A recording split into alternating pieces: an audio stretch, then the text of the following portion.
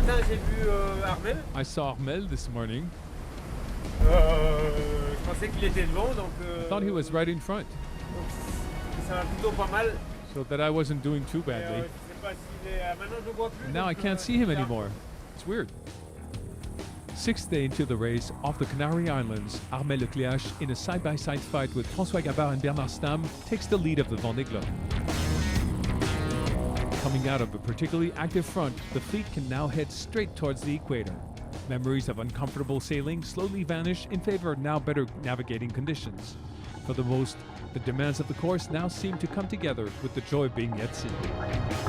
On vient de passer les Canaries. Just past the Canary Islands, Cape Verde Islands are in reach. Bonne vitesse. Good speed in the trade winds. Dans les alizés, For now, not too strong, about 15 knots. Mais sans ça, super Great ambiance, ambiance, bonne chaleur. great heat, On sent quand and même we que know we've on a left quitté the l'hiver European winter. européen. The Vendée Globe's joys and misfortunes. On November 17th, Samantha Davies and her bruised boat arrive at Funchal Harbour, Portugal. After dismast, the most French of the English women skippers reached Madeira Island, heartbroken, with ambitions on hold. The same day, Jérémie Beyou is sixth in the ranking when he sends out these images. The keel head. We clearly see the eye jack that bust right there. The jack that activates his boat's keel laterally suddenly broke. The boat's leaking. I really need to find shelter. Maître Coq skipper is forced to change route and is off to the Cape Verde Islands to evaluate the possibilities for repair. With no assistance, soon after, the verdict will fall. Hi, Jeremy. There are a lot of people here listening to you this morning. Well, to be clear, I'm motoring my way towards the Mindelo Harbor in St. Vincent Island. The race is over. That's life. On the same weekend, Alex Thompson somehow felt the heat of the cannonball. There's half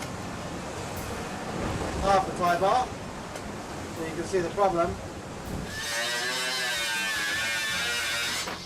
As his monohull was sailing 20 knots, Hugo Boss skippers saw his hydro generator tear and damage the rudder tie bar. So Alex had to pull out his toolbox along with his perfect odd job instruction manual. That'll do the job. We'll find out, that's for sure. Here's a repaired tie bar. Was broken here and here. See, it's a very Heath Robinson repair. For the Spaniard Javier Sanso, it was a mainsail rail problem he needed to solve. This is the part I fixed yesterday, the part I had to recover from the masthead. It's not exactly the same. The new one has been reinforced. We lost a few places in the ranking, but I hope to catch up. I hope to be lucky and be able to move up in the ranking. After Jérémie Beyou's abandon, 15 boats are still on call. The fleet is broken up into three clearly identified groups: the favorites, the outsiders, and the latecomers. Ahead, it's full sail straight down south. Time for strategy hasn't come yet. As a good scout, Armel Cléac'h opens the way with the course's next difficulty in mind. Now we're on to the Poteau Noir. We should be there tomorrow. And if all goes well, we'll pass the equator. There's still about 600 miles, so I would say over 1,000 kilometers in this Vendée Globe. It's nice and warm on board Banque Populaire. Ambushed behind the leaders, a trio of sea dogs, their names Golding, Vavre, and Le Cam. 162 years the three together, and a great many around the world for themselves. For the last days, they're on a side-by-side regatta to the extent Jean Le Cam has trouble finding his sleep. Last night, I heard the snores. I heard all the skippers in this group snoring. Especially Golding. What a roar. And the Swiss, same thing. I had trouble sleeping, they were snoring so loud. Hello everybody. On board PRB, the ambiance is hot and heavy, as the famous Poteau Noir stands out before us. The Poteau Noir, where the trade winds from both the southern and northern hemisphere join in a climatic maelstrom. Right before me, a Poteau Noir that's sprawling and rather active, so it won't be easy. And on the 9th day of the race, quite a few reach the pool. A poteau noir like rarely seen. Armel Lecléac forced to slow down, chased by 5 boats caught in an incredible side-by-side fight, as in a 3-boy regatta. Oh my gosh. It's horrendous. It's extremely hard, with squall up to 35 knots. It's a great fight, really. In a swelling sea, to watch the boats like that, sailing about, it's beautiful. At the peak of an extremely close fight, the 5 hunters will be within less than 3 miles from each other.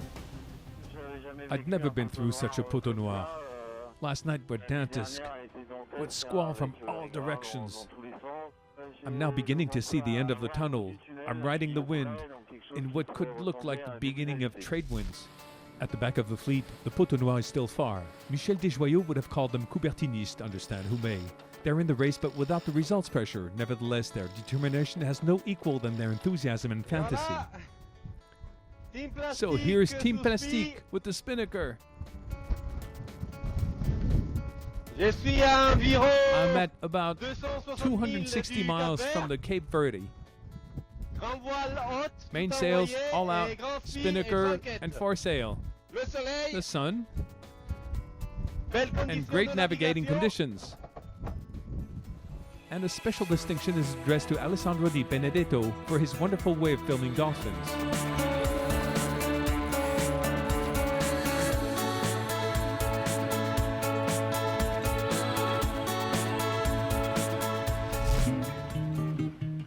Bertrand de Broc doesn't budge an eye. Remember, he was back at the Sables d'Olonne after the damage at the start. After repairs, he set off again with 13 hours delay. Today, he makes his way, and little by little climbs up the ranking. Slowly, but surely. I don't see the time passing. It's great. But I'd still like to be a little ahead in the race. Anyway, as they say, there's a long way ahead of us. A lot's gonna happen. There's still 80 days sailing, so I've got time to come out on top. At the back, around the Canary Islands latitude, the incoherent trajectory of Polish skipper Beyou and Gutek never ceased to surprise. On November 21st, struggling with insolvable automatic piloting problems, it's heartbroken he sends this message to the race headquarters. Today, I need to say what I was thinking about for days. Being brave is not only to fight, but also to know where to stop.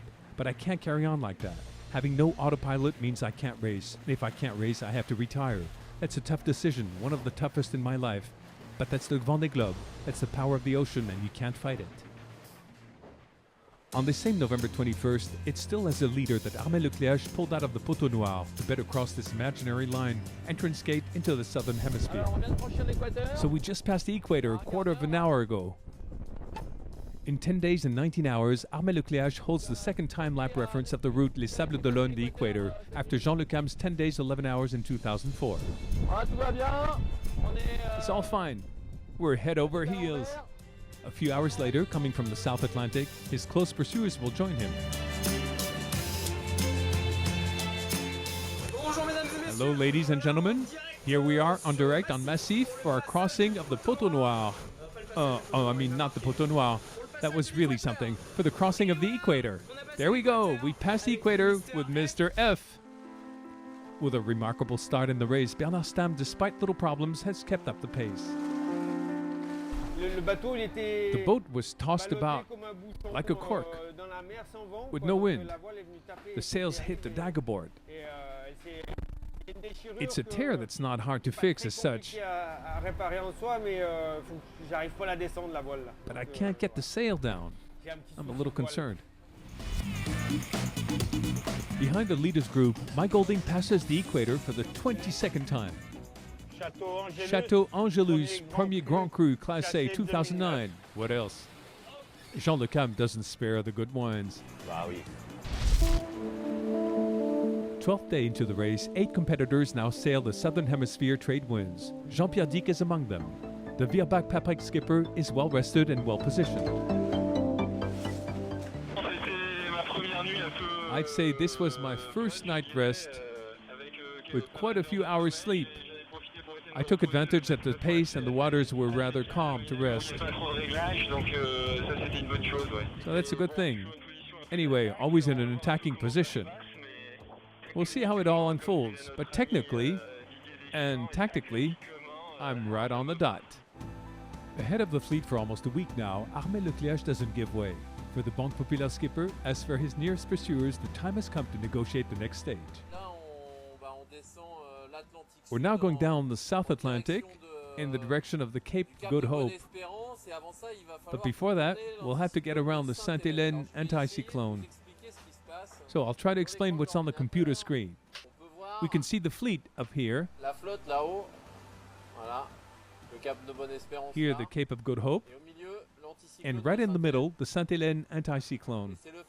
And it's because it's very much south that we're forced to circumvent it, going west.